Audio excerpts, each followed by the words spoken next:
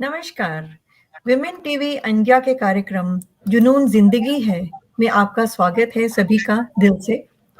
दोस्तों, आज के हमारे विशेष अतिथि हैं 30 वर्ष के अनुभव के साथ निष्काम भाव से योग शिक्षा और सेवा को समर्पित प्रतिष्ठित योगाचार्य श्री सुरिंदर वर्मा जी।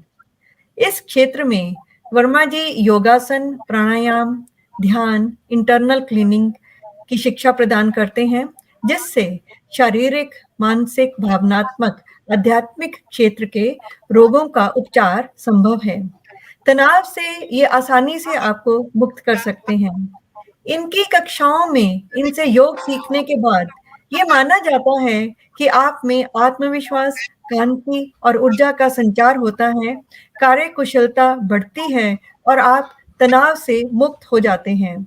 यवनिका सेक्टर 5 पंचकुला में रोजाना 100 से अधिक प्रतिभागियों को योग का प्रशिक्षण निःशुल्क प्रदान करते हैं योगाचार्य श्री सुरिंदर वर्मा जी।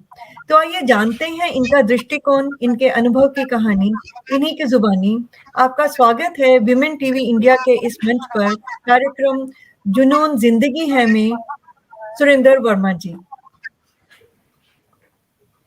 नमस्कार सर। नमस्कार सर, योग की परंपरा बहुत प्राचीन है और इसकी उत्पत्ति हजारों वर्ष पहले हुई थी। ऐसा माना जाता है कि जब से हमारी सभ्यता शुरू हुई है तभी से योग किया जा रहा है। आपकी योग यात्रा कब और कहां से शुरू हुई?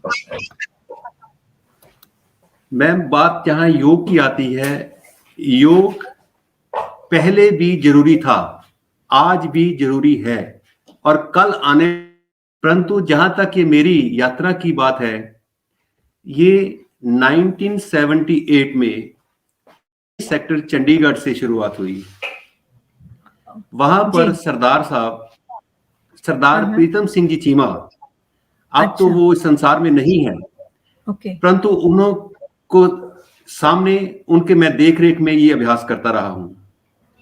वो सुभाष चंद्र बोस की सेना में थे, Netaji Subhas Chandra Bose. He was from INA, Indian National Army. तो उन्होंने अपनी पॉकेट से निष्काम सेवा करते हुए अपनी पॉकेट से पैसे निकालते थे और ये सारा कुछ लेके आते थे, सामान जो भी requirement, mats, this and that. तो वहां केवल एक फिजिकल भी था और थोड़ा प्राणायाम भी था। ये 1978 की बात है। उनमें एक बात बहुत बढ़िया थी, एक्सेप्टेबिलिटी, एडजस्टेबिलिटी। तो वो हमेशा यही कहते थे, बेटा शहर में कोई भी शिविर लगे आपने वहां पर जरूर जाना है। क्योंकि मैंने 46 साल की उम्र में योग शुरू किया, परंतु कोई मेरे को पूछता है कि मुझे कौन सी रोग में कौन सा आसन प्राणायाम करना है, मैं उसे नहीं बता पाता। इन जनरल मैं अभ्यास करवाता हूं, परंतु शिविर में आपने वो चीज जो बताएं वहां पर ग्रहण करनी है और मैं आपको, जो मेरे पास लोग आएंगे, आपके पास भेजूंगा कि उससे पूछो। तब से ये 1978 से ये शुरुआत हुई। तो सर, फिर आप डिवाइन लाइफ सोसाइटी के साथ कैसे जुड़े? वेरी वेल, उनमें उन्हीं की एक और बात थी कि एक्सेप्टेबिलिटी, एडजस्टेबिलिटी। उन्हीं दिनों महात्मा लोग 23 sector Chandigarh yoga health centre में आते थे ऋषिकेश से। अच्छा। दिव्य जीवन संघ, जैसे स्वामी अध्यात्मानंद जी, स्वामी प्रेमानंद जी महाराज, वेरी लर्नड पर्सनैलिटीज। तो उनसे भी सीखने का बहुत कुछ मिला। आसन, प्राणायाम, ध्यान, ईश्वर कहाँ है, ईश्वर क्या है, ये सारा कुछ उन्होंने बहुत विस्तार से बताया। जैसे आपको थोड़ा सा एक और झलक देता हूं, ये क्या बात है। वो कहते थे, बेटा थोड़ा गुनगुनाया जरूर करो। कैसे? Rejoice and rejoice again and again, again I say God is here and now. तेरे अंदर है ईश्वर। वो किस रूप में है? एक चेतना के रूप में है, आत्मा के रूप में है, प्राण शक्ति के रूप में है। उसका हमेशा गुणगान करो और उसको भीतर देखने का, उसके साथ जुड़ो, ये उन्होंने बताया। उसके बाद उनका जो मेन था, serve, love, meditate, purify and realise. कैसे करते थे वो भी? गुनगुनाहट, सेवा भक्ति ध्यान द्वारा साक्षात्कार बनो, भले बनो, भला करो, दयालु बनो, प्रैक्टिस अहिंसा, non injury, purity, this is a sense of spirituality, inquire who am I, know thyself and be free, inquire who am I, know thyself and be free, you are not this body, not this mind, immortal self you are, so say Gurudev, Hare Ram, Ram Ram, Hare Hare, Hare Krishna, Krishna Krishna, Hare Hare। ये था जी उनका serve, love, meditate, purify and realise. बहुत खूबसूरत। आप sir गाते भी बहुत अच्छा हैं, बहुत सुंदर तरीके से आपने अपनी बात कही है। और इस बीच हमारे कुछ दर्शक जुड़े हैं जो बहुत अच्छा महसूस कर रहे हैं आपकी बातचीत के साथ। तो सर, आप इसके बाद आप एक और संस्था के साथ जुड़े हैं, भारतीय योग संस्थान। तो इनके साथ कैसे जुड़े और किस तरह से फिर आपका जीवन यात्रा अलग हुई उससे? जैसे आपने पहले डिवाइन लाइफ सोसाइटी के साथ मिलके योग कर रहे थे, फिर भारतीय योग संस्थान के साथ जुड़े, तो किस तरह से आपकी यात्रा में नई चीजें आपने सीखी और नए जुड़ाव के साथ क्या-क्या लाभ हुआ आपको? हाँ जी, ये ऐसा था कि जैसे 1986 में डिवाइन लाइफ सोसाइटी के साथ जुड़ा हुआ था मैं। जी सर। 1995 में हम लोग पंचकुला शिफ्ट कर गए। चंडीगढ़ से मैं पंचकुला शिफ्ट कर गया क्योंकि मेरे फादर रिटायर हो गए थे, तो हमने यहाँ मकान बनाया, तो यहाँ शिफ्ट कर गए। तब मैं शुरुआत में ही तो टोपेरी पार्क में मैंने शुरुआत की। वहां 20-25 लोग होते थे, उनको मैं करवाता था। इन द मीनवाइल 1995 में भारतीय योग संस्थान ने यवनिका में क्लास खोलनी चाहिए।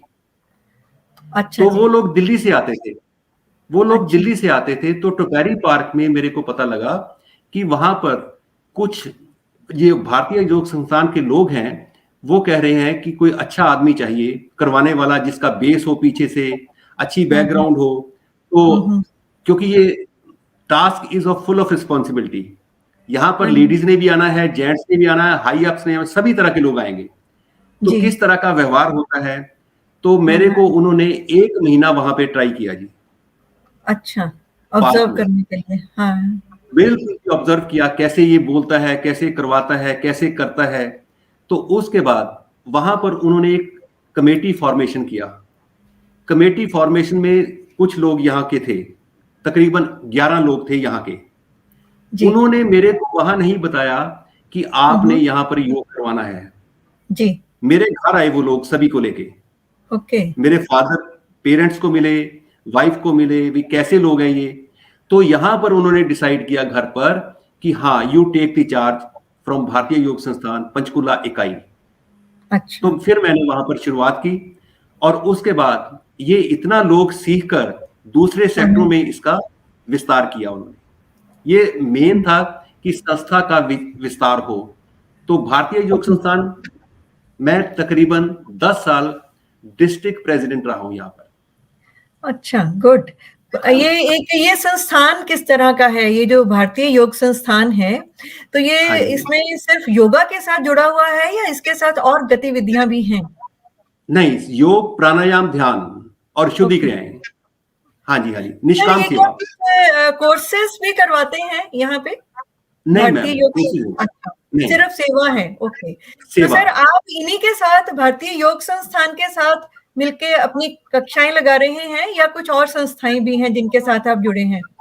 नहीं, उसके बाद 1995 से लेकर 2015 तक हम लोग भारतीय योग संस्थान के साथ रहा मैं जी। तो उसमें कुछ लोकल प्रॉब्लम आ गई, तो उसके बाद हमने दिव्य योग आयाम शुरू किया। ओके। तो वो हमारा अपना ही है, दिव्य योग आयाम के बिहाफ के ऊपर मैं ये क्लासेस ले रहा हूँ। अच्छा, तो आपका ऑफिस यहीं सिचुएटेड है पंचकुला में? हाँ जी, हाँ जी, हाँ जी। अच्छा, कौन से सेक्टर में सर? सेक्टर 12 में। सेक्टर 12 में जी। हाँ। तो सर जो विभिन्न आसन हैं योग के, ये किस तरह से हमें स्वास्थ्य प्रदान करते हैं? जैसे हम लोग देखते हैं टीवी में या कहीं पे कैंप्स में, तो किस तरह से ये शरीर से संबंधित हैं और किस तरह से ये हमारी सेहत को बेहतर करते हैं, योग के आसन? आसन की विशेषता पहले तो जानते हैं हम लोग, आसन होता जी क्या सर। है। जी। पतंजलि महर्षि जो निर्माता है, जो फाउंडर है इसके योग के, उन्होंने क्या कहा? स्थिरम सुखम आसनम, स्थिरम सुखम आसनम। आसन के फाइनल पोज पर स्थिर होना और उसमें स्वाभाविक स्थिति को महसूस करना ही आसन है।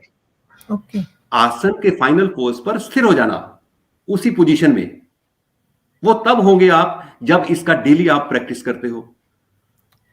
ये नहीं कि एक आसन जब आप किया इसकी डेली प्रैक्टिस करोगे तभी आप सिर्फ, हाँ जी, हाँ जी।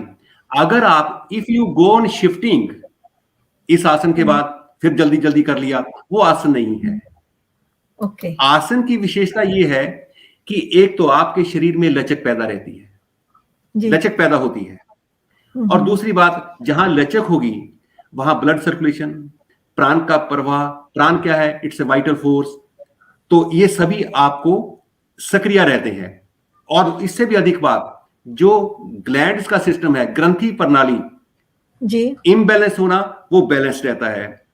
तो इसलिए योग आसन बहुत ही महत्वपूर्ण है, जो आज से कई साल पहले भी उतना ही फायदा था, आज भी उतना ही फायदा है, आगे आने वाले टाइम में उतना ही फायदा रहेगा। इसको अगर हम दूसरी भाषा में कहें, युग बदले, समय बदला, लोग बदले, परंतु योग अभ्यास के लाभ नहीं बदले।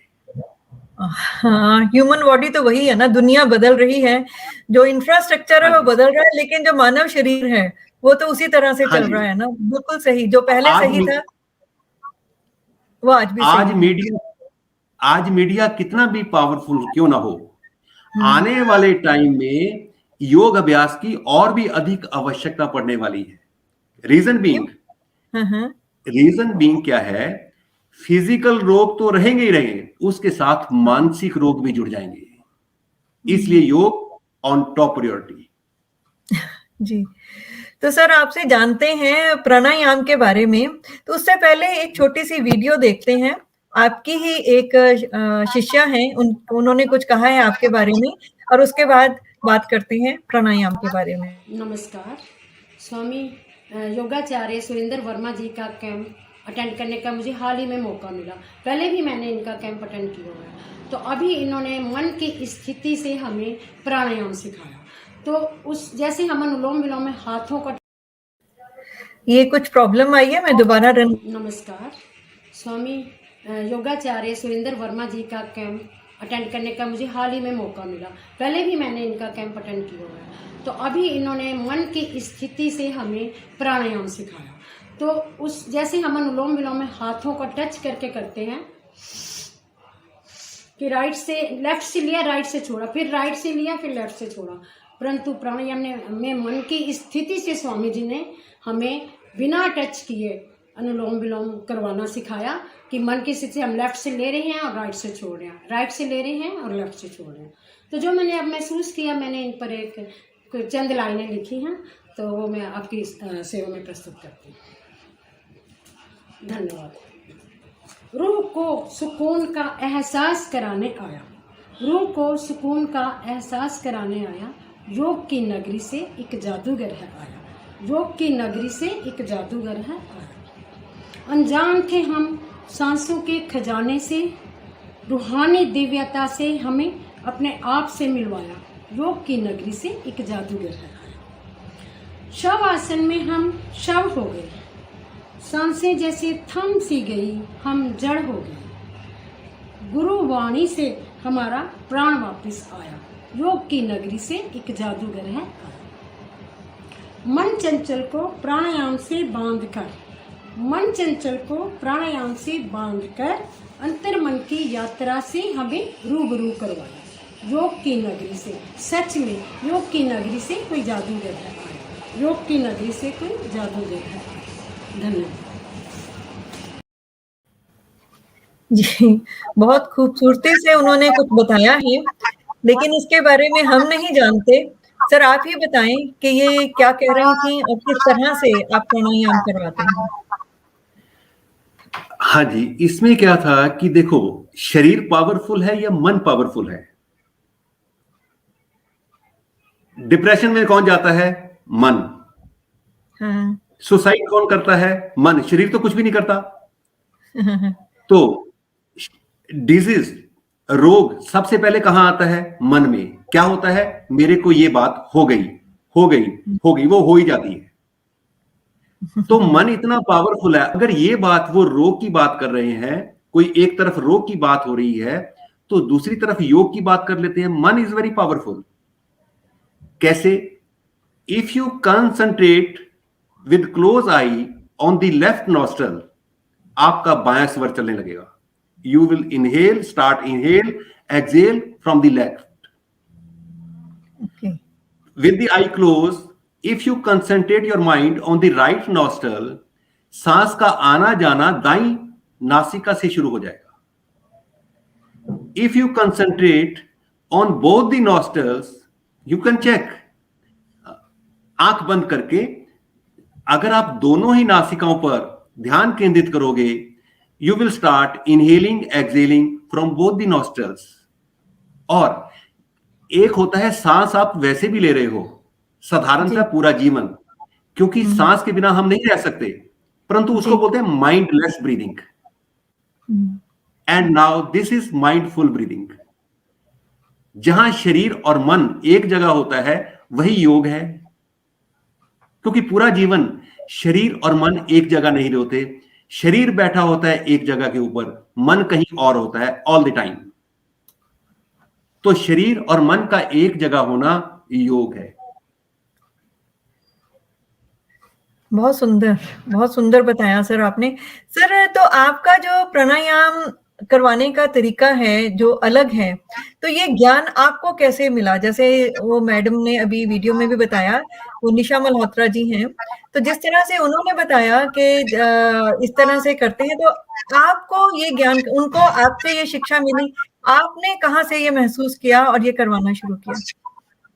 हाँ जी, मैम ये ऐसा था कि दिव्य जीवन संघ, भारतीय योग संस्थान, दोनों से, और number of Galaxy of cents, उनसे मैंने ये सब कुछ सीखा हुआ है। ओके। तो जो क्लैरिटी मेरे को मिलती है, मैं उसको आगे बांटता हूँ। माइंडफुल ब्रीदिंग, एक कमेंट भी आया है अंजू कुकरेजा जी का, you have taught us mindful breathing. Good. तो लोग सुन रहे हैं, समझने की कोशिश कर रहे हैं किस तरह से हम अपने जीवन में उसको ले सकते हैं, जो आप बता रहे हैं। तो सर प्राणायाम जब हम बात करते हैं, तो कितने प्रकार के हैं, किस तरह से किए जा सकते हैं? सबसे पहले तो मैम, इसमें प्राणायाम का मतलब क्या है? प्राण का विस्तार। प्राण इज ए वाइटल फोर्स। श्वास प्राण नहीं है, श्वास की अंतरंग शक्ति प्राण है। श्वास की अंतरंग शक्ति प्राण है। गुरु नानक साहब ने बहुत अच्छा कहा ईश्वर के बारे। ईश्वर, तेरे सांस के अंदर जो सांस है वो है ईश्वर। सांस है स्थूल, प्राण है सूक्ष्म। आत्मा, आत का अर्थ है प्राण, मां का अर्थ है वाला। प्राण वाला शरीर प्राणी, नहीं तो मिट्टी।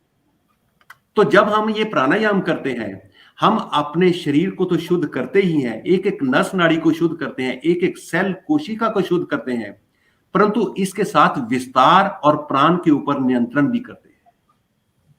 अब देखो प्राण कैसे है? आपने खाना रात को 11 बजे खाया, आप तो सो गए, परंतु कोई तो जाग रहा है। आपका जो डाइजेस्टिव सिस्टम है वो चल रहा है, हार्ट बीट चल रहा है, ड्रीमिंग स्टेट चल रही है, बहुत कुछ चलता है। तब कहते हैं आप सो गए, परंतु कोई तो जागता है, दैट इज योर सबकॉन्शियस। अगर वो भी सो जाए तो राम नाम सत हो जाए। जी, बहुत सुंदर तरीके से बता रहे हैं आप जी। हाँ जी, तो ये है रीजन। तो सर प्राणायाम कितने प्रकार के होते हैं अलग अलग? जैसे हम अलोम विलोम का मैडम ने बात की, तो और किस तरह से कपालभाति का है, भ्रामरी है, तो आप किन-किन प्राणायाम पे प्रयोग करते हैं? हाँ जी, सबसे पहले तो मैडम अनुलोम विलोम प्राणायाम से भी पहले जो भारतीय योग संस्थान ने बहुत अच्छा रिकमेंड किया वो है गहरे लंबे सांस का अभ्यास। Okay. If you learn the technique of breathing तो आपको जीवन जीने की कला आ गई। Breathe proper, live proper. Good. If you correct your breathing system you can correct your element. सबसे पहले किया the base of the pranayama is गहरे लंबे श्वास का अभ्यास। गहरा लंबा क्या होता है, मैंने लंबा गहरा क्यों नहीं बोला, गहरा लंबा क्या होता है ये समझना पड़ेगा, दोनों में बहुत फर्क है। एक साधारण व्यक्ति लंबे गहरे को समझता है कि सांस को खींचना वो लंबा सांस है, नहीं, ऐसी बात नहीं है। वास्तव में सांस है गहरा और लंबा। सांस पहले गहरा होता है फिर लंबा होता है। अब गहरा सांस क्या है, नो डाउट सांस फेफड़ों तक चलता है, जाता है, परंतु उसमें आपका एब्डोमिनल एरिया, मध्य भाग, डायफ्राम, वो भी प्रभाव में आते हैं। That is the depth of the breath. यानी क्या है, पेट, डायफ्राम और लंग्स का प्रभाव में आना, this is the depth of the breath. और सांस की लंबाई क्या है, लेंथ ऑफ द ब्रेथ। सांस की धीरता, सांस का स्लो हो जाना ही सांस की लंबाई है। जब सांस धीरे होता है, स्लो होता है, आपके मनस्थिति के ऊपर, जिसको बोलते हैं मन की लघु लहरियां, कोलाहल शांत होने लगता है, शांत हो जाता है। आपके हार्ट के ऊपर, ब्रेन एक्टिविटी के ऊपर, पूरी ग्रंथि प्रणालियों के ऊपर ये आपका प्रभाव पड़ता है, इसका सुकून आपको मिलने लगता है। तो पहले गहरा लंबा सांस सीखें, उसके बाद ये जो अनुलोम विलोम, नाड़ी शोधन प्राणायाम, कपालभाति प्राणायाम, भस्त्रिका प्राणायाम, अग्निसार क्रिया और साथ में भ्रामरी प्राणायाम, ये प्लावनी प्राणायाम, ये सभी प्रकार के इनका मैं प्रयोग करता हूं। सर, आपने इंटरनल क्लीनिंग की भी बात की है, तो इंटरनल क्लीनिंग, क्योंकि हमने जो आपके कार्य क्षेत्र देखे, योगासन, प्राणायाम, इंटरनल क्लीनिंग और आध्यात्म, तो इंटरनल क्लीनिंग के बारे में आप कुछ बताएं।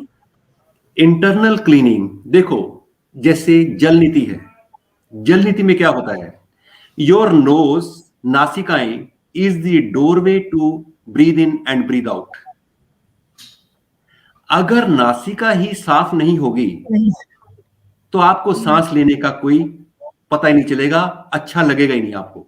सांस की सफाई क्या है, सांस की क्लैरिटी क्या है, सांस कितना अच्छे तरीके से, आप शुद्धता क्या है, ये सब कुछ आपको जब नाक साफ होगा आपका, उसको बोलते हैं जल नीति। एक तरफ से आप लोटे के लेकर पानी अंदर जाता है और दूसरी तरफ से बाहर निकलता है। ये ईश्वर की रचना देखो कितनी बढ़िया है।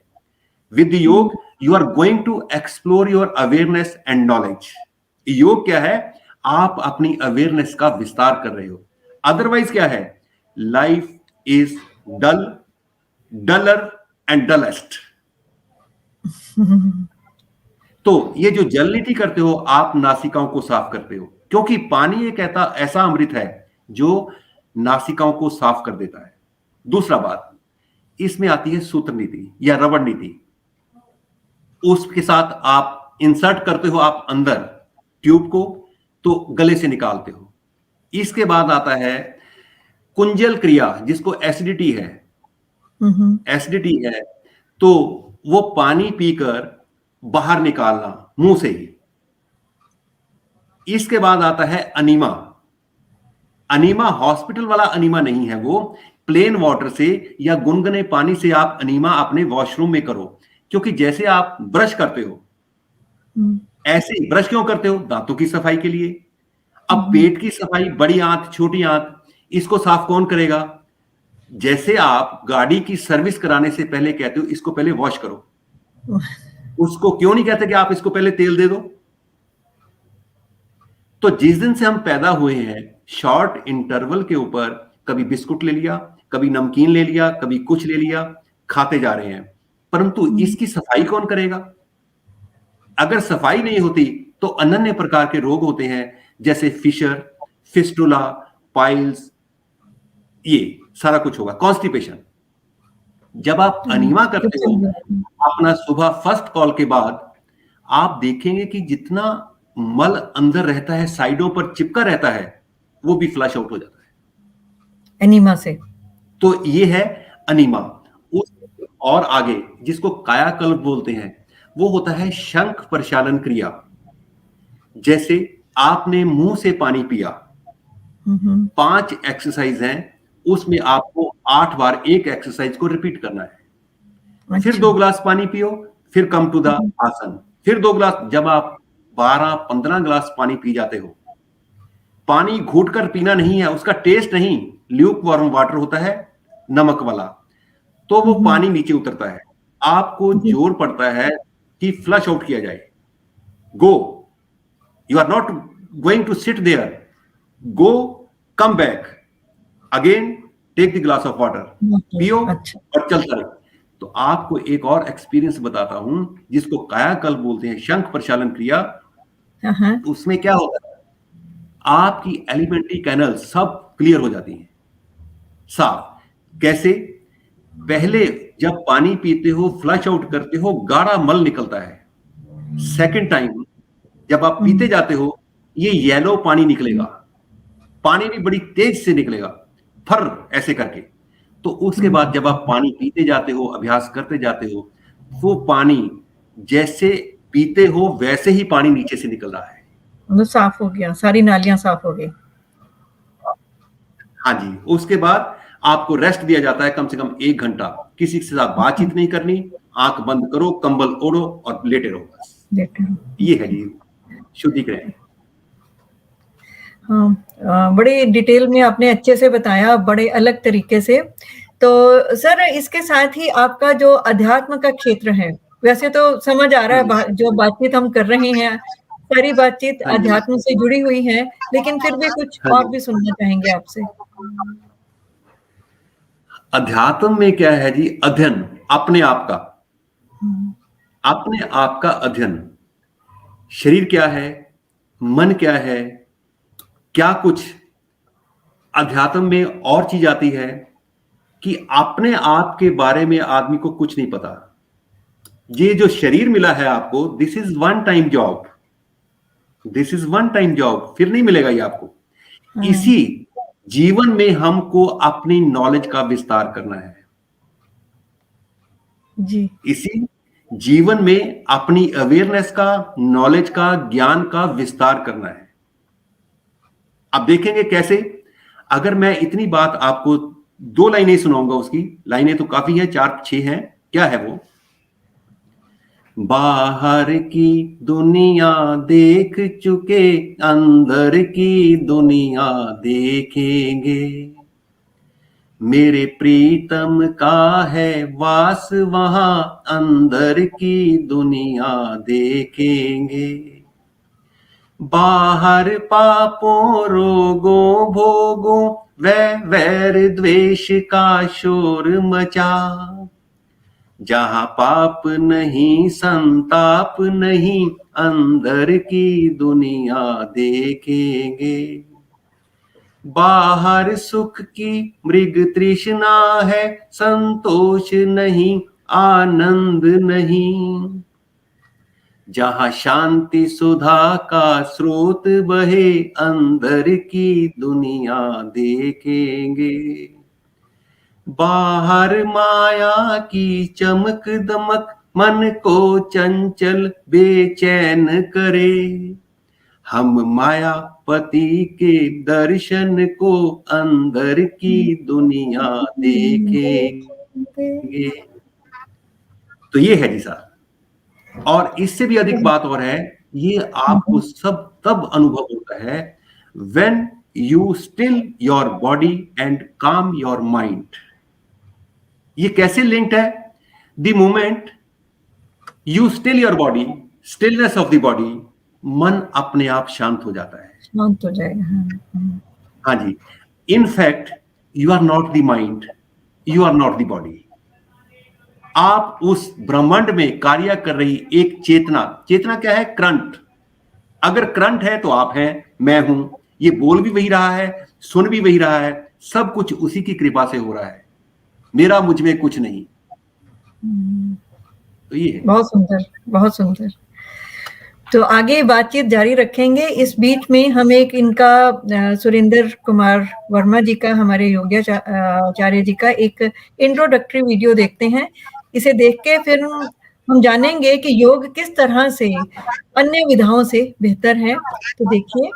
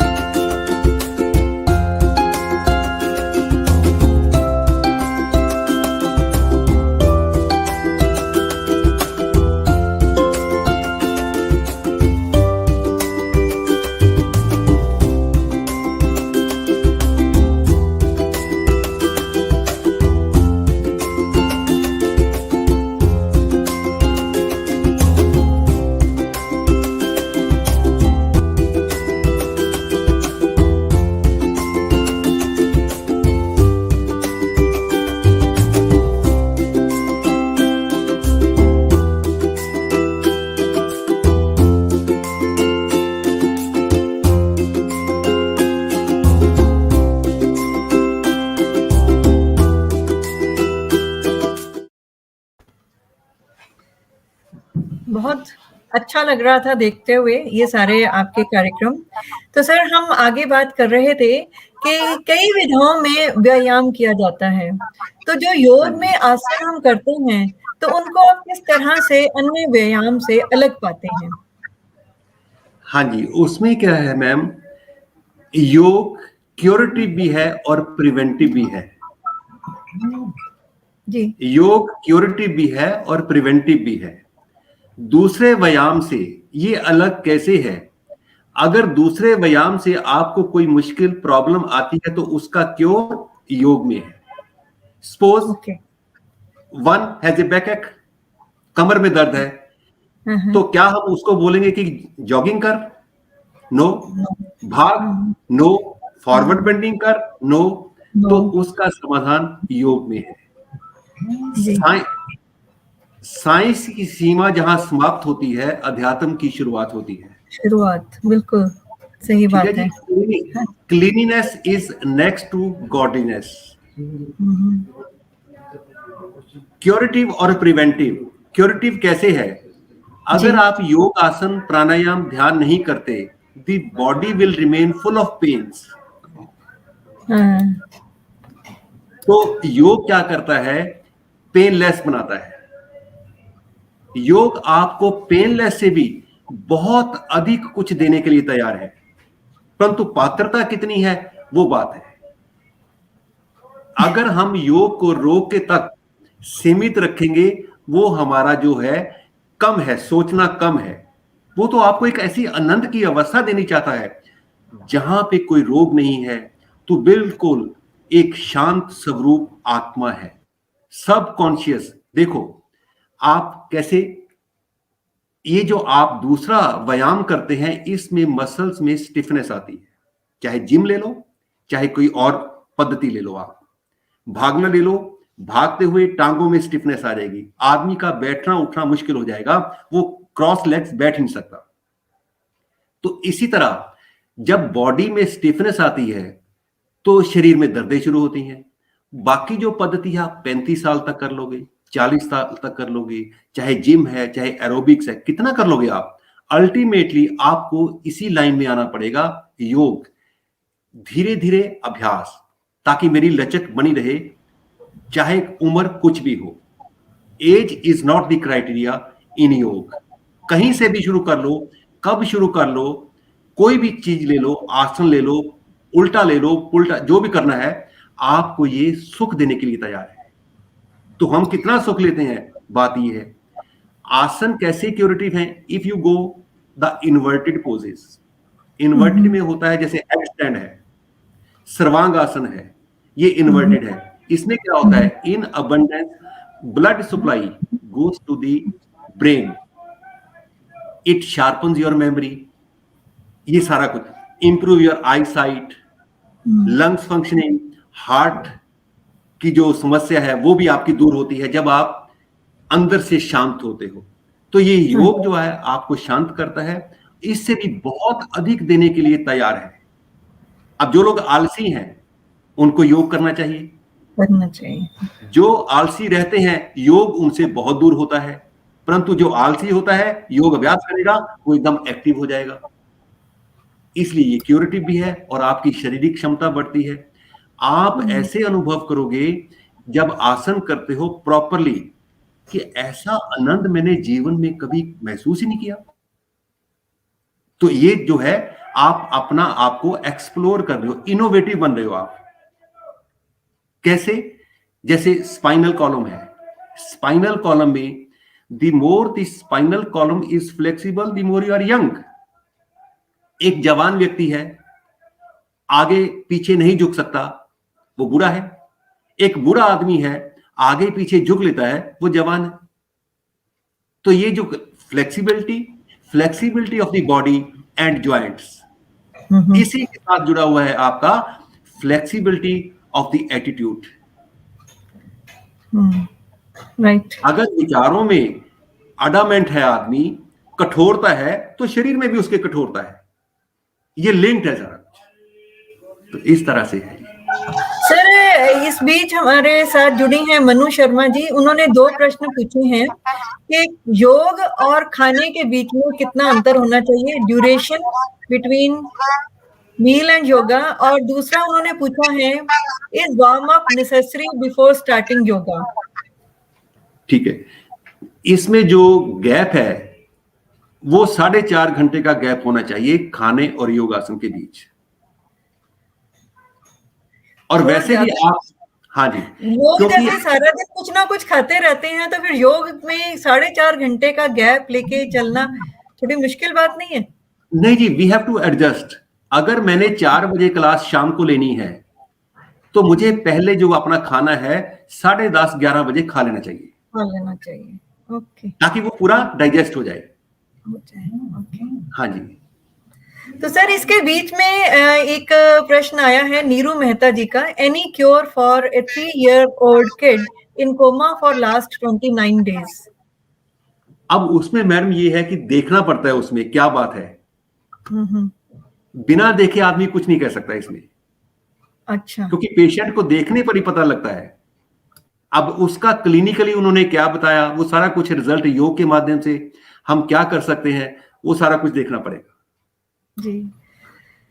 वो जब तक हम देखते नहीं सामने पेशेंट को, हम नहीं बता सकते उसके नहीं बता सकते, देखने के बाद ही पता लगता है। हाँ, तो सर जो आप, हाँ जी, even the doctor will say patient को लाओ पहले जी। उससे तो 2 बातें करता है। हाँ जी, हाँ जी, उससे 2 बातें करता है, उसको पता चल जाता है कि हाँ इसकी शारीरिक क्षमता क्या है। अब घर पे आदमी बैठा हुआ है ना, उसको नहीं बता सकते हम लोग क्या उसकी अवस्था है, कैसी अवस्था है, बिल्कुल बिना देखे नहीं पता लग सकता। हाँ तो सर जो आसन हम करते हैं, तो महिला और पुरुषों के लिए कुछ अलग आसन होते हैं या सेम होते हैं? सेम ही है मैम। 1-2 आसन है, जैसे मयूर आसन और मयूरी आसन। ओके। उसमें महिलाओं की जो नेचुरल शारीरिक रचना है उस तरीके से की हुई है, तो उसमें क्या है कि पेट के ऊपर अधिक जोर पड़ता है। अच्छा। पूरे शरीर का भार कूहनियों के माध्यम से पेट के ऊपर चला जाता है।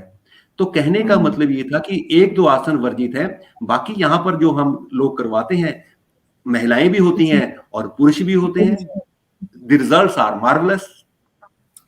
तो सर, जो हम लोग जैसे टीवी में या यूट्यूब में बहुत कुछ आता है, योग गुरु आते हैं, तो क्या वहां से भी हम सीख सकते हैं? जैसे हम किसी गुरु से डायरेक्ट सीखें या उस तरह से सीखें, तो इसमें कितना फर्क है? बहुत अधिक फर्क है जी, बहुत अधिक। क्योंकि आपको कोई चेक करने वाला नहीं है आप क्या कर रहे हो। क्योंकि यहां पर जो है, जब हम लोग करते हैं तो मैं देखता रहता हूं ये कैसे होता है। जैसे फॉर एग्जाम्पल, उदाहरण के माध्यम से क्या है कि मैंने आपको गहरे लंबे सांस तो बोल दिए, पर क्या वो ठीक तरीके से कर रहा है ये देखना पड़ता है। अब आसन करते समय वो भी देखना पड़ता है। कैसे? आसन की 3 विशेषताएं होती हैं। आसन करते समय शरीर खिंचाव में हो परंतु तनाव रहित हो। खिंचाव शरीर के अंगों पे होगा, तनाव माथे पर होगा। मन में तनाव। हाँ। तो दूसरी बात, कहां पर सांस लेना, कहां पर छोड़ना। तीसरी बात, आसन के फाइनल पोज पर स्थिर हो जाना, उसी में आनंद की अनुभूति होना। यही तो प्रवीणता है आसन की। बहुत सुंदर बात कही आपने ये कि स्थिरता और उसको महसूस करना, उस स्थिरता को, ये बहुत अच्छे से प्रैक्टिस करने के बाद ही मुझे लगता है कि हम कर सकते हैं। तो सर आप जी, और भी एक अच्छी बात मैं और ऐड करना चाहता हूं। एक वर्ड है सेटल्ड माइंड जी। अब उसको देखो आप, कितना बढ़िया वर्ड है ये, स्टेबल माइंड। और जीवन का आनंद वही आदमी ले सकता है जिसका माइंड सेटल्ड है, जिसका स्टेबल माइंड है, अदरवाइज नहीं। बहुत अच्छी बात कही आपने। तो सर, आपने जब से ये योगा शुरू किया, साथ में आप एक बैंकर भी हैं, तो किस तरह से संतुलन बनाया और किस तरह की चुनौतियों का आपको सामना करना पड़ा इस सारी यात्रा में? हाँ, इस यात्रा में ये था कि मैम, मेरे को घर से पूरी सपोर्ट थी, वाइफ की, पेरेंट्स की, बच्चों की, कि आप ये काम करो। एक तो बात ये। दूसरा बात, बैंक में भी मैं इसी ताक में रहता था कि बैंक का काम भी करूं, कोई कस्टमर आता है उसको भी ये चीजें बताऊं, भैया करो। अब मैं स्ट्रेस मैनेजमेंट के पीरियड लेता था बैंक में, उसमें क्या था कि ये सारी चीजें बताई जाती थी। क्योंकि जो आदमी इस लाइन में होता है ना जी, वो आदमी को दूर से जांच लेता है भी ये कैसा आदमी है। बिल्कुल बिल्कुल। हाँ। जैसे कस्टमर सर्विस बैंकों में है। अब मेरी कस्टमर सर्विस तो 5:30 बजे शुरू हो जाती थी यहाँ पर पार्क में। अब कस्टमर जो बैंक में 10 सवा 10 बजे आएगा, थोड़ा सा उसके अंदर जाने का प्रयास करो। जैसे तनाव किसी और बात का होता है, वो लड़ता बैंक में आके किसी और बात के ऊपर होता है। तो यही घरों की पोजीशन है जी। हाँ, हर जगह नब्ज को जानो। जो योग करता है वो उसको पहचान लेता है, इसकी इलाज कुछ और है, रोग कोई और हो रहा है। हाँ जी। सर, इस बीच नीरू बाली जी ने लिखा है, मेरी एज 60 वर्ष की है, मेरी दोनों लेग्स में दर्द है और साइटिका भी है, मैं क्या करूं? उसमें क्या है कि जैसे अब इनकी स्थिति शारीरिक मेरे को पता नहीं कैसी है। जैसे वज्रासन है, वज्रासन से भी पहले एक महावीर पोज होता है, घुटने को इकट्ठा करके बैठना। वज्रासन टांगों को मजबूत करता है। और उसी में साइटिका पेन, जैसे साइटिका पेन की बात करते हैं, उसमें बैकवर्ड बेंडिंग पोजेस के कुछ आसन होते हैं, भुजंगासन है, धनुरासन है, शलभासन है। तो पद्मासन लगाने का प्रयास करें, सिद्ध आसन में बैठने का प्रयास करें, ये सारी चीजें उसमें। क्योंकि ये कारण क्या बनता है रोग का, कि जब मैं अधिक देर खड़ा रहता हूं, बहुत अधिक भागता हूं, your legs becomes tight, stiff हो जाती हैं ये। विशेष तौर से आपकी पिंडलियां, अब वो टाइट कैसे होती हैं? अगर आपकी पिंडलियां काफ मसल्स को थोड़ा सा कोई पांव से दबाए, यू विल बी अनकंफर्टेबल। आप कहोगे नहीं ऐसे नहीं करना मेरे को, वो टाइट हो जाती है। वज्रासन उसको सबसाइड करता है। तो इसलिए जो दूसरे आसन है बैठने वाले, ये पद्मासन, सिद्धासन, सुखासन विद क्रॉस लेग, अगर इनके घुटनों में दर्द नहीं है तो इनको धीरे धीरे इसका अभ्यास बढ़ाना चाहिए। अधिक खड़ा रहना, अधिक भागना, अधिक सैर करना। सैर इज नॉट द सॉल्यूशन, अकेली सैर, क्योंकि अधिक आप सैर कर लोगे आप थके बैठ जाओगे। योग एक ऐसी पद्धति है, आप थके हुए भी आओगे, चंद 2-4 आसन कर लोगे, आप एकदम अपने कार्य के लिए तैयार हो जाओगे। बहुत सुंदर बात कही सर आपने। सर आपके पीछे कुछ अवार्ड्स लगे हुए हैं, पुरस्कार और सम्मान, तो इनके बारे में जानना चाहेंगे। हाँ, ये मैम ऐसा था कि ये जो इंटरनेशनल मिशन वाला है, ये ब्रह्म ऋषि मिशन वाला है, तो यहां पर सेक्टर 19 में मेटाफिजिकल योग इंस्टीट्यूट है। यहां पर इन्होंने चंडीगढ़ योग फेस्टिवल मनाया था। पहले दिन महात्मा लोग वहां पर बोले, दूसरे दिन उन्होंने रेज्यूम मांगे। मैंने भी अपना रेज्यूम दे दिया। तो मेरे को उन्होंने पूछा कि आप किस टॉपिक के ऊपर बोलोगे, जो कोऑर्डिनेट कर रहे थे। मैं कहा जी ब्रीदिंग के ऊपर बोलूंगा, ब्रेथ के ऊपर। कहते this subject is very interesting, okay आपको 20 मिनट दिए जाएंगे। मैंने बोला, मैं कहा मैम सिर्फ करवाऊंगा नहीं, I want to realise them कि ये बात ऐसे है, ठोस है ये बात। तो उन्होंने मेरे को 20 मिनट दिए। 20 मिनट में ये समय कम पड़ गया, क्योंकि मुझे रियलाइज भी करवाना था कैसे consumption of the breath less होती है, सांस के पूर्ण लेने पर क्या प्रभाव पड़ता है। देखो ना, एक साधारण व्यक्ति जो सांस के बारे कुछ नहीं जानता, उसकी जो सांस लेने की रेपिटेशंस है 15 से लेकर 30 बार तक होती हैं। जब उसको प्रॉपर लेना सिखा दिया जाए, वो 15 से 30 है, इट विल कम डाउन 5। जब सांस को रिटेन किया जाए तो वो आ जाएगी 1.5 या 2। एक मिनट। हाँ जी, a man age is not counted by years but it is counted by breath. हम कहते हैं ना, चलो जी किसी के साथ मिसहैप होती है, जिन्हें इन्हें सांस पूरे करने से कर लेते। ये बात सच है तो हमें अपने सांसों को बचाना पड़ेगा, सांस की पूर्णता पर ध्यान केंद्रित करना पड़ेगा। हर चीज, चाहे स्ट्रेस है, चाहे रोग है, चाहे कुछ और है, everything is related with your breath. सबसे पहले आपका सांस उकड़ता है। जैसे गुस्सा है, गुस्से में क्या होता है जी, मस्तिष्क की शुद्ध बुद्ध चली जाती है, हार्ट बीट तेज हो जाता है, लंग्स फंक्शनिंग तेज हो जाती है। परंतु सबसे पहले एक बात और होती है, आपके सांस का उखड़ना। आप चिंता में हो, सोच रहे हो, तब भी सांस रुक रुक के आ रहा है। अब चिंता का, स्ट्रेस का, डिप्रेशन का सीधा सा संपर्क है कि आप सांस को सही लो, सही, क्योंकि ऑक्सीजन जितनी अधिक आप लोगे, कैसे, जैसे आपने 2 करोड़ की गाड़ी ले ली, परंतु उसके एक टायर में हवा कम है, जर्नी बिकम्स अनकंफर्टेबल। जीवन की यात्रा जो है हमारी कंफर्टेबल रहे, तो मुझे सांस को लेना छोड़ना सीखना होगा। जी सर, इस बीच नीरू बाली जी ने एक और प्रश्न भेजा है। मेरी बेटी को auto immune disease MS problem है, जिसकी वजह से वो चलने में बैलेंस नहीं बना पाती और नीज के नीचे स्टिफनेस रहती है, तो उसके लिए क्या करना चाहिए? उसके लिए उनको प्राणायाम करना है। जैसे गहरा लंबा सांस है, कपालभाति प्राणायाम है, और उनके बैठने के पोस्चर सही करने हैं उनको। बैठने का पोस्चर क्या है, धीरे धीरे पहले टांगों को दाएं बाएं हिलाना शुरू करें ताकि थोड़ी फ्लेक्सिबिलिटी आ जाए, उनकी क्षमता बढ़े। तो उसके बाद फिर टांगों को इकट्ठा करना शुरू करें।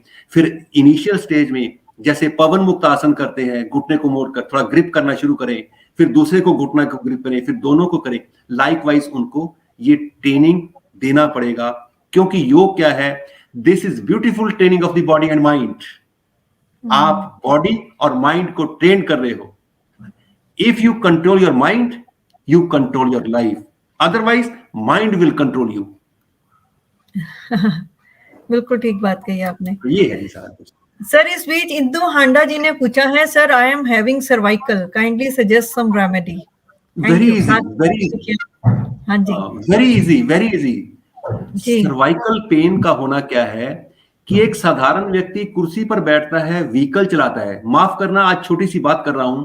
आज जितने भी व्हीकल हैं, चाहे हीरो एक्टिवा है, चाहे होंडा एक्टिवा है, उनकी जो बैठने की स्थिति है, चाहे मारुति कार है, चाहे जेन है, चाहे कोई और कार है, उनकी बैठने की स्थिति बड़ी कॉम्पैक्ट सी होती जा रही है। हम सीधे बैठते ही नहीं है, चलते हैं झुक के चलते हैं। लेडीज को खाना बनाना है, झुक के बनाना है। जितना आप आगे झुकते हो उतना बैकवर्ड भी झुकना है, ताकि स्पाइनल कॉर्ड आपकी फ्लेक्सिबल रहे। बिल्कुल ठीक तो बात है। इसलिए गर्दन का व्यायाम है, आगे पीछे दाएं बाएं आंख बंद करके करना, और उसमें एक मकर आसन की स्थिति आती है, उल्टा लेटकर गालों पर हाथ रख के आंखें बंद करना, भुजंगासन करना, उष्ट्रासन करना। इसमें मतलब बैकवर्ड बेंडिंग ज्यादा हो तो उससे ये कंट्रोल होगा। हाँ जी, हाँ जी। सर, इसके साथ ही हम, क्योंकि समय बीतता जा रहा है, महिला सशक्तिकरण के बारे में आपकी क्या राय है? कुछ पर्सनल बात करते हैं। हाँ जी, ये सशक्तिकरण जरूर होना चाहिए, और होता भी है जब आप योग अभ्यास करते हो जी। इसके बिना नहीं हो सकता। अच्छा, सीधी सी बात है। देखो कैसे, confidence is within you, peace is within you, health is within you. उपचार, रोग का उपचार, cure is within you. जब everything is within you, तो उसी को जो डॉर्मेंट पड़ा हुआ है उसी को जगाना है योग के माध्यम से। वो तो है, ऑलरेडी है, सशक्तिकरण सब कुछ है, योग के माध्यम से उसको जगा लो, आपका जीवन धन्य हो जाएगा। जहां भी आप जाओगे वहां अलग से ही आपको एक्सपीरियंस होगा। योग का अनुभव करना बहुत जरूरी है। योगाचार्य जी का कहना है कि जब हम उसको अनुभव करेंगे तो हर तरह का सशक्तिकरण हम अपने आप में महसूस करेंगे। सर, अंत में आप जो अपनी तरफ से कोई और अनुभव अपना बताना चाहें, या आप समाज को कोई संदेश देना चाहें, तो उसके लिए आप आमंत्रित हैं। ये बहुत अच्छी बात है जी, कि समाज को क्या संदेश चाहिए। पहले तो मैं ये बात करूंगा कि जो लोग करवाने वाले हैं, जो योग करवाते हैं, उनको पहले आप करना चाहिए, फिर करवाना चाहिए। क्योंकि योग एक अनुभव है, जैसे लाइफ इज ए एक्सपीरियंस, योग इज ए अनुभव। जहां अनुभव होता है वहां आपके शब्दों में वजन होता है। जहां केवल बुकिश नॉलेज होती है, हाँ मैंने ऐसा सुना है, ऐसे हो जाता है, तो वो शब्दों में वजन नहीं होता, कंफ्यूजन इज देयर। अगर मैं कोई चीज करवाऊंगा तो अगर कोई दूसरा आदमी कहेगा कि नहीं जी मेरे को तो यहां दर्द होता है, मैं कहता हूं नहीं हो सकता, हो ही नहीं सकता, क्योंकि मैंने खुद करके देखा हुआ है ये। अच्छा, तो अब जो ये लोग करते हैं, जो करवाते हैं, उनको अच्छा अध्ययन भी करना चाहिए। दैट इज वेरी इंपॉर्टेंट, क्योंकि अध्ययन के बिना हमको कुछ अनुभव नहीं होता। जैसे आप प्रोफेसर थे, आप पढ़ाते थे, आप खुद भी अध्ययन करते थे, करवाते भी थे, तो यही चीज हमारे पर भी लागू होती है कि हमें अपना भी अध्ययन करना है और आगे बताना भी है। पहले परफेक्शन तो होते नहीं, सीखने को बहुत कुछ है, आगे आगे सीखते रहें, चलते रहें। A man is always a learner. अब मैं आपको बताता हूं कि जैसे मैं ये क्या करता हूं, जैसे बुक्स है योग की, बहुत पढ़ता हूं और उसको करके देखता हूं। और कौन कौन सी बुक्स हैं? बहुत अच्छी बुक्स हैं। शिवानंद ज्ञान कोश, SIVA, Shivananda Gyan Kosh, the journey towards realisation, eternal quest, divine romance, the monk who sold his Ferrari, आपने सुना होगा the monk who sold his Ferrari, Ferrari is expensive car. अगला टॉपिक था उसी का किताब का, that is written by Robin Sharma, who will cry when you will die. ये कोई दूसरा मोहल्ले वाला नहीं रोएगा जी, योर इनर सेल्फ, कि भैया मैंने तेरे को मानव शरीर दिया था, तूने इसमें सिर्फ अपने ही बच्चे पाले और कुछ नहीं किया, तेरी अंतरात्मा रोएगी। उसी बुक में लास्ट पेज के ऊपर लिखा हुआ है कि जो हम सबको सोचना है, विचारना भी है। जब प्लेटो डेथ बेड के ऊपर था तो उससे सवाल पूछा गया, what is experience of your life जी। तो जवाब मिला, प्रैक्टिस डाइंग। तो योग जीना भी सिखाता है, मरना भी सिखाता है। एक तो हाय हाय करके मरना होता है जी, एक वाह वाह। जाना तो है पर वाह वाह के साथ।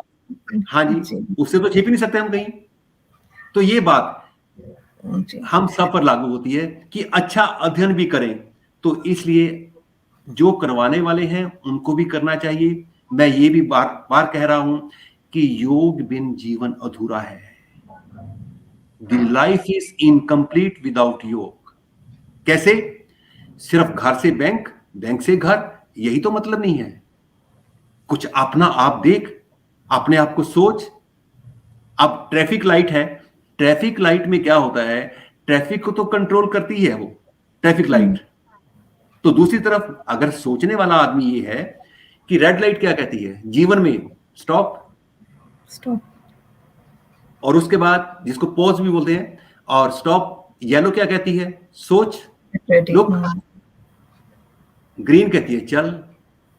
तो आज इंसान क्या कर रहा है, सिर्फ चल ही रहा है, उसको पता नहीं मन कहां है, शरीर कहां है।